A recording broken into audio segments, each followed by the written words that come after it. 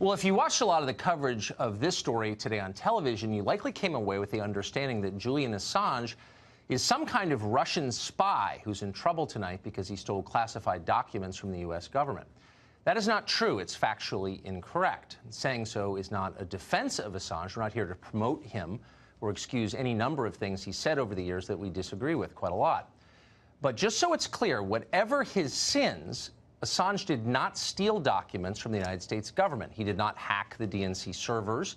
He didn't break into John Podesta's Gmail account. There is no proof that he is working for the Russian government or ever has worked for the Russian government. Assange has never been charged with any of that and wasn't today, no matter what they tell you. If you're upset about the theft of classified documents from the U.S. government, and there is reason to be, we already know who did that. A 22-year-old Army private named Bradley Manning, now called Chelsea Manning. In 2013, Manning pleaded guilty to stealing secret material and got 35 years in prison for it. Shortly after that, Barack Obama commuted Manning's sentence. This allowed Manning to leave jail decades early, go back on television as a commentator, and then run for political office. So if your real concern is America's national security, you have someone to be angry at, Barack Obama. And yet, strangely, nobody is.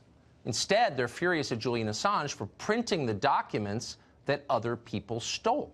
Quote, Julian Assange has long been a wicked tool of Vladimir Putin and the Russian intelligence services, wrote professional moralizer Ben Sasse, who also serves in the U.S. Senate.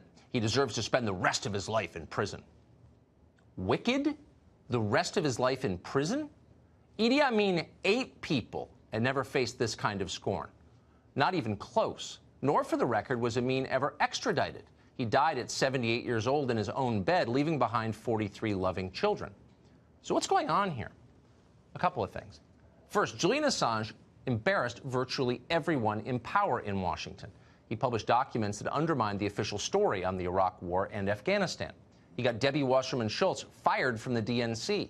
He humiliated Hillary Clinton by showing that the Democratic primaries were, in fact, rigged. Pretty much everyone in Washington has reason to hate Julian Assange. Rather than just admit that straightforwardly, he made us look like buffoons, so now we're sending him to prison. Instead, they're denouncing him as, you guessed it, a Russian agent. Watch Senator Richard Blumenthal explain. Justice should come to Julian Assange for his role in Russian meddling in our election, and the sooner the better. Okay, so once again, just to be totally clear, no one has ever shown that Julian Assange is a Russian agent. The indictment against him today does not say that. It doesn't mention Russia at all. But that has not stopped virtually every politician in Washington from repeating Senator Blumenthal's line, including many Republicans. Robert Mueller nearly killed the Russia collusion hoax. Julian Assange is allowing them to keep it alive. You'd think journalists would say something about this. Assange is, after all, one of them. What do you call a man who publishes news for a living? Assange is no sleazier than many journalists in Washington. He's definitely not more anti-American. He's broken stories the New York Times would have won Pulitzers for. And yet many of his colleagues have disowned him. Oh, please, wrote Alexia Campbell of Vox. Assange is no journalist. We know who he works for, meaning Russia. Julian Assange is not a journalist, explained Jelani Cobb of The New Yorker without actually explaining. Ken Delanian of NBC, who doesn't so much cover the national security state as write memos on its behalf, noted that, quote, many believe that if Assange ever was a journalist, those days ended a long time ago. At NBC, when they tell you many believe something, it means they believe it. So why all the hostility to Julian Assange? Well, we'll let former Democratic staffer and current CNN anchor Jim Sciutto explain. Assange's real sin was preventing Hillary Clinton from becoming president.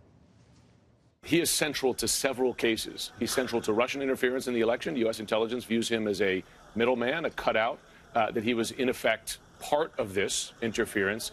He's central, too, to questions about what the Trump administration, or Trump campaign, I should say, knew prior to the release of those materials, right? What were the communications between Roger Stone, et cetera? It's possible that this is something President Trump himself is not particularly excited about. It's remarkable to watch this. It's bewildering, actually. There was a time not so long ago, really, when reporters didn't applaud the arrest of other journalists for publishing information. In 1971, the Washington Post and the New York Times published a trove of stolen classified documents about the Vietnam War. It was called the Pentagon Papers. Remember that? Liberals loved it. Books were written celebrating their bravery. As recently as 2011, the Washington Post saw the connection. Quote, a conviction of Julian Assange would also cause collateral damage to American media freedoms, a Post op-ed said that year. Quote, it is difficult to distinguish Assange or WikiLeaks from the Washington Post. And that's true. But that was before the Trump election and the total war that followed, a war in which the media have definitively chosen a side. Press freedom? Sure, as long as we agree with your politics. The First Amendment? Well, that all depends. Who'd you vote for? The guardians of speech are now the enemies of speech. The people charged with policing power are now colluding with power. There's a reason you see John Brennan on NBC all the time. They're all in the same team now.